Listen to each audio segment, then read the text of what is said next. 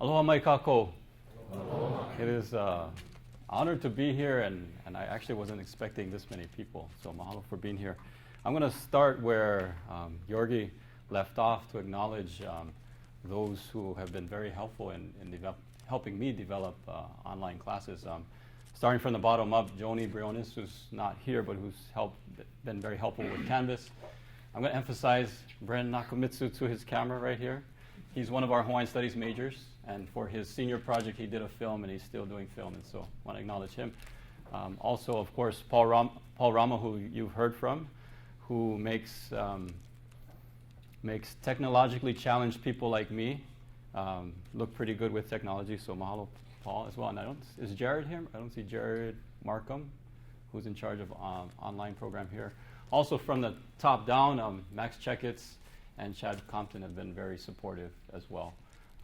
But in the middle of it all is, of course, Dave Bybee. I like the name change, Center for Learning and Teaching, not leeching, Center for Learning and Teaching.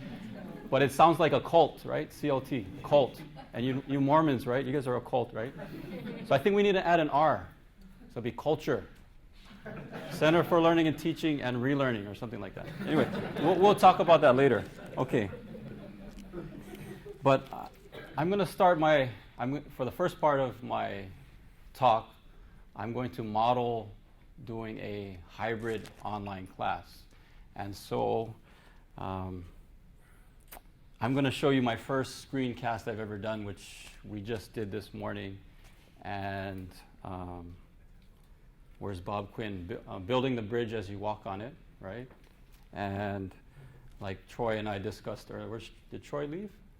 Oh, you didn't want to listen to me. We have philosophical and theoretical differences, but both Troy Smith and I, and we've kind of clashed on in the terms of ideas. But I think one of the things I value about being here is that we can have a diversity of ideas and thoughts and still have the same goal. And we're both willing to try something new to improve learning and teaching on this campus. So hopefully this works. Paul said I just had to press a button, so that's the kind of instruction I need.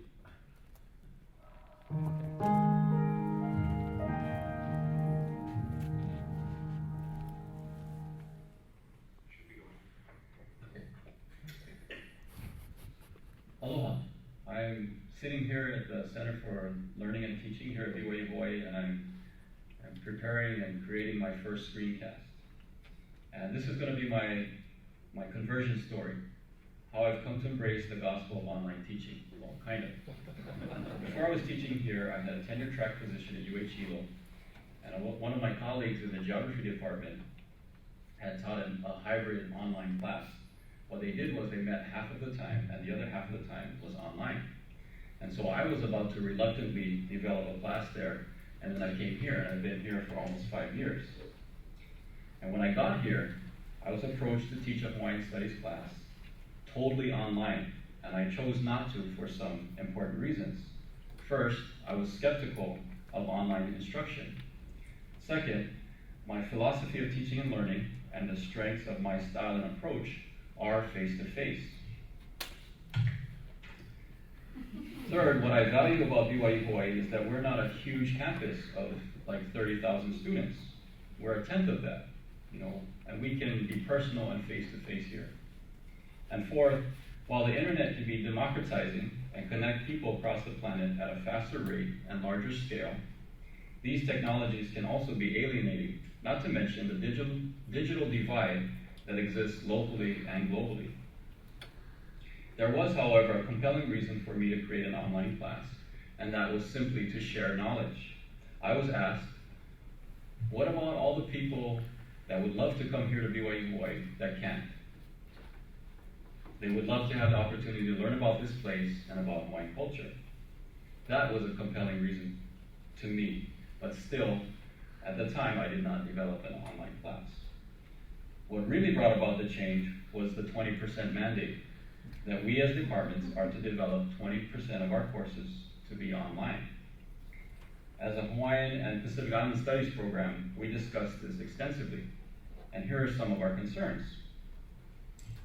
First,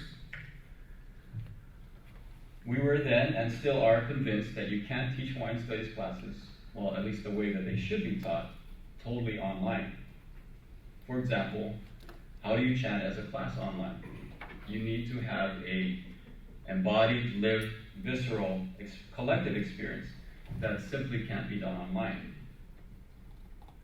And related to that is the idea that all knowledge is situated and located. That is to say, it comes from somewhere. Hawaiian and Pacific studies, especially by nature, are localized and regionalized. However, the local and regional are both embedded in the global, and that is a productive space of learning. And so while related to universal knowledge, there's definitely a bias to and focus on a particular and local and even regional in our fields of study.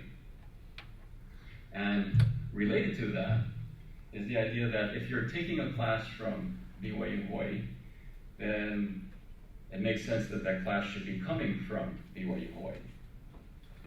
Anyway, after our discussions, I wanted to be proactive and preemptive, and so I jumped in and said, I'll develop a hybrid online class as a compromise. What I found in developing a hybrid online class, as I've taught it, and this is a shout out to Bob Quinn, as I've taught the class, it's been like building the bridge as I walk on it. What I found that it wasn't so much a compromise as a more excellent way, as we read in 1 Corinthians 12:31. That is to say, I found, like the title of my talk suggests, that hybrid online teaching can be the best of both worlds. So when I speak to you face to face after this screencast, I'll be talking about some of the issues and possibilities related to teaching from a hybrid online model. I look forward to speaking to you in person. Aloha. How do I shut it off? I missed my whole, I don't need that last slide. I wanted to shut that part off. How much time do I have? 5 minutes. Okay. Well, so I think I was very purposeful in saying proactive and preemptive in that screencast. I think we're still convinced that students, and I'm sure other programs are the same way, should have this lived, embodied, visceral experience, certainly for Hawaiian studies. And we think we can teach Pacific studies classes online and there are reasons for that. But I think I'm going to apologize in advance to Max and Chad. I kind of wanted to talk about this before I give this talk, but it seems that the hybrid online class does open up a can of worms when it comes to how that's seen within the broader strategic plan. And I think Chad and I had a short email exchange about this, but I'm acknowledging your support and willingness to talk story. But for example, what we found with trying to list my class as a hybrid online class, that's a registration issue. There's no designation through the registrar's office as to what exactly a hybrid online class is actually. So it's up for to be defined, right? Which has issues related to course teaching loads, those kinds of things, compensation, as well as how that fits within, lowering cost per student and overcoming some of the spatial and temporal challenges that we have and extending our reach globally and off campus. So I'm sure we'll have a good conversation in the future, Max and Chad. Other concerns or issues might be something I'm interested in and in the information we got regarding online teaching, there's nothing in there on hybrid classes. And so another issue would be the proprietary nature of some of the knowledge that we produce, the outsourcing of our classes maybe to other areas, and I'm probably going someplace where I don't know enough about. And then also the branding, this is kind of the issue that I mentioned here, the branding of BYU Hawaii. If a student takes a class from this university, it should be coming from this university. So I'll just throw that out there. But I want to emphasize in the middle that I really do believe I am converted to the idea of using technology, the best of technology, outside the classroom, but also having the best of teaching inside of the classroom. I see that as a great possibility. I think there's some efficiencies that can be taken advantage of. For example, I think Paul showed my teaching philosophy, which I try to align with the learning framework as well as learn, lead, and build. I do that every semester. I can now post that, and I don't have to bore myself giving the same lecture, and students can do that online and prepare before they come to class. I think that I need to better engage with the social world of my students. When I started here as a freshman in 1990, there was no internet. One of the sacrifices I made by going on a mission was I missed the internet when it came out. So when I came home in 94, I had an email, and I've never gotten caught up to the technology. So, but as digital natives, our students, that's a part of their social world, and I haven't engaged well enough with students by using social media, using the internet. So I acknowledge that I need to change, and I'm willing to do that. Another possibility, which I'm not sure how it works, is thinking about the student that might never have the chance to come here, that like was asked to me, but don't they want to learn about this place, and don't they want to learn about Hawaiian culture? And what I said was, well, why don't we create a hybrid class where they'll do 2 credits of the online instruction before they even come here, and then when they come here, they do a lab, right? And we could have better prepared students if we do that way.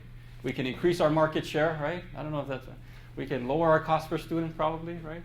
But we can engage with our students before they come here, and then when they come, we can have this live, embodied, visceral experience with our students. So I think there's lots of possibilities with having a hybrid model, but I think it does create a can of worms.